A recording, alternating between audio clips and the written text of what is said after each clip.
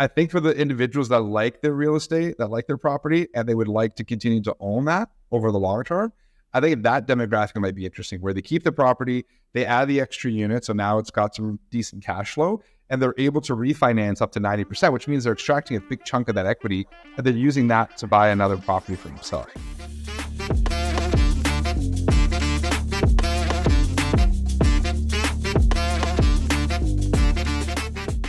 Hi folks, welcome to the first of our interview series. I'm Meng from Volition Properties, where we help you reach better outcomes for real estate. If you're new to the channel, I've been an investor since 2001 now, and I've helped our clients invest over $250 million in real estate. Today we're here with Hugo Dos Reyes. Hugo is a partner at Vine Group, a very successful mortgage brokerage. How many agents do you guys into? They would be close to 90. That's close to 90, but the main thing... When we first talked, I think you were like 10 or 15 at the time. So it was smaller, but the big pride for us is that of those 90 or so agents, like they're all high producers. So we're not trying to get to 500 agents or anything like that. We just want to make sure that the agents are, the best, and are able to kind of, add the most value versus trying to have all these numbers. Because we all know, just like in your world and the real estate side, that there's a lot of bad apples out there. So we're trying to maintain the quality of those. Yeah. So we're pretty proud of it. Yeah. Absolutely. And we've been working together for many years now. And, today I wanted to bring on Hugo so that way we can chat about some of the exciting announcements that have been coming out around secondary suite lending. Because I think it'll be very interesting to our audience. And I know personally for my investment properties, I have interest as well. So maybe, Hugo, we could start with you giving just a high-level overview of the program, and then we'll kind of dive into some questions after that.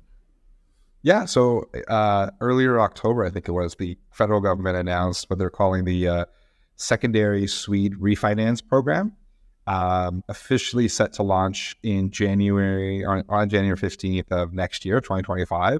And in a nutshell, it gives homeowners an opportunity to refinance their properties, their personal residences, up to 90% of the value, up to $2 million is kind of their cap, in an effort to add additional rental units. So they want, they're capping it at 4 units basically. So if you've got a single family dwelling and you're thinking of adding a self-contained basement or perhaps a laneway house, something like that, that's kind of what this program is for, is to give you access to a higher amount of percentage of equity that you normally would get access to in order to achieve that. Because typically you get capped at 80% loan to value.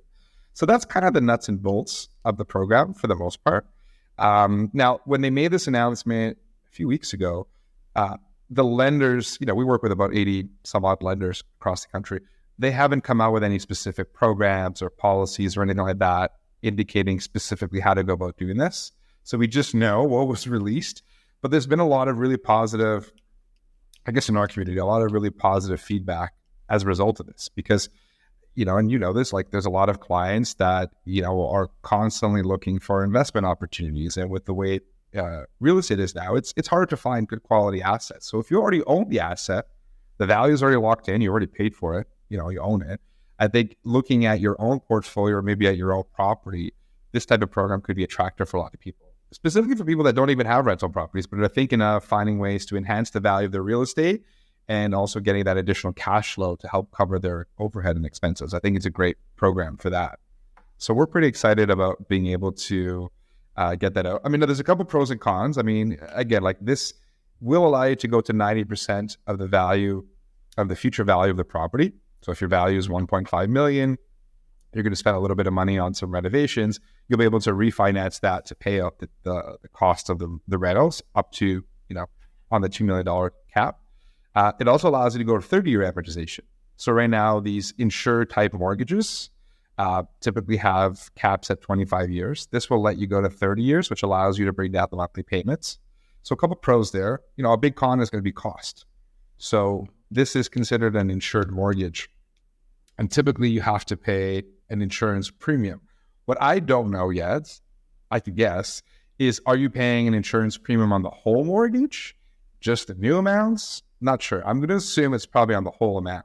And that's not a cheap thing. I mean, If the insurance premium is anywhere near where they're at today, those insurance premiums range from like the 2s to 4% of your mortgage amount.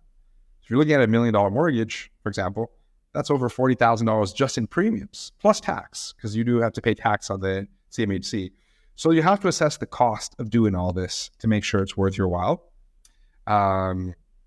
There's also, my argument around the cost is the alternative is purchasing a new home. You have to, pay land transfer and all the rest of it. So there could be, a reasonable cost benefit argument there. But that would be something we're trying to understand is like, what's the cost of it and how is the cost applied? And also qualifying is difficult. Like we don't know the qualifying criteria. I can only assume it's going to be a stress test scenario, just like current insured mortgages. So, trying to stress test someone for $1 million+ mortgage is going to require a real amount of income. Again, we also don't know how much rental income is being factored into the equation to determine, who's going to qualify and who's not. So I do believe that this program will be very, very niche. I don't think it's going to be the kind of thing that, a lot of people will be able to qualify for. But I think for the individuals that do, it'll be an attractive product. And as soon as we have some more insight, we can kind of really assess the opportunity here. But I think it's definitely a positive move, kind of a nice momentum builder in the current environment of high rates. To be honest. I mean, I think, like you said, a lot of the devil's in the details. And, if we end up with, like a 50% add back on rental income, it'll still be hard to pull out that kind of funds from your property, right? Like you'll have yes, yeah, pretty massive salary, qualify up to $2 million. So, but who knows, right? Who knows what it's going to end up being like? I think that like it's those kind of details that are going to really matter. Yeah, and that's kind of, the government's introduced some programs in the past where we as a brokerage saw very little momentum, so I'm curious what this will allow. But again, I think it's an interesting step in the right direction. And I'm hoping that this type of program will, bring other programs like it, because the purpose of this program is to create more housing, to create more housing and to make it slightly easier for existing homeowners to add those extra units. There's other ways you can do this as well. There's other ways to go about attracting capital to create more housing. Requiring people to stress test on $1 million+ mortgage, again, you're really limiting your audience and who exactly is going to be able to do this. So I think it's definitely a step in the right direction, but we'll have some more details when they're released. Yeah, it's definitely, it's definitely something nice to see. And it kind of is, to me, I see it being used by a lot of investors almost as like a MLI Select Lite, right? Like we're not going for full commercial, to 5 units. This is still within the residential space, 30-year AMs, not as good as MLI Select, but 30-year still quite good. Where I think there might be, an opportunity, Ming, is the homeowners that already own the real estate, in this case, that are looking to buy another property, but they purchased the property as maybe a single family home. And it just doesn't make sense to keep it as a rental. The math doesn't make sense, and it's not sustainable to keep it and buy another property. I think for the individuals that like their real estate, that like their property, and they would like to continue to own that over the long term, I think that demographic might be interesting, where they keep the property, they add the extra unit, so now it's got some decent cash flow, and they're able to refinance up to 90%, which means they're extracting a big chunk of that equity, and they're using that to buy another property for themselves. I think that could be interesting, because that way they can maintain some rental, to within their portfolio, not have to sell and pay for legal fees and so on. I think that could be an interesting way to approach it, and then still have the opportunity to buy another property while cash flowing somewhere else. So I think that could be one angle or audience that would be interested in doing that. Yeah, I think we're going to end up having a lot of interesting conversations with our clients around like doing the pro formas, crunching the math with them to figure out what might make sense in terms of leveraging something like this, or kind of to your point earlier, maybe this doesn't make sense in their individual case, and buying another straight investment property might be the right thing. But thanks for that. Yeah. Like we're going to keep on top of this as we get more updates from from the government on this program. January is actually not too far away now. We'll tag you again so that way we can have another chat. If people want to contact you, because you and Vine, they're quite the experts in lending, what's the best way to get a hold of you? Email is always easy. You can look us up online, or my email is hugo@vigroup.ca.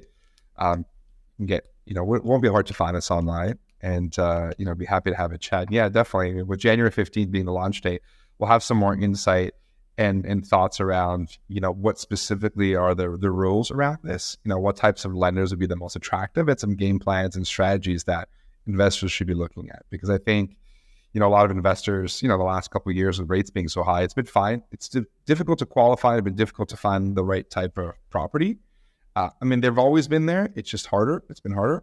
So I think this is great initiative, especially with the rates coming down, to revitalize some of those individuals that have been on the sidelines, to get them a little bit more motivated. And I think there's going to be an interesting niche of people here, but I don't know yet, depending on how lenders want to treat it, though. But again, step in the right direction. So not a bad thing, I suppose. Yeah. Yeah, like I said, happy to see these things happening. I'm cautiously optimistic, right? We'll see how it goes. Yeah. Well, so thanks again, Hugo, for joining us. We'll have all your links in the show notes, and yeah, we'll take them there. Thanks everybody for joining, and we'll see you in the next video.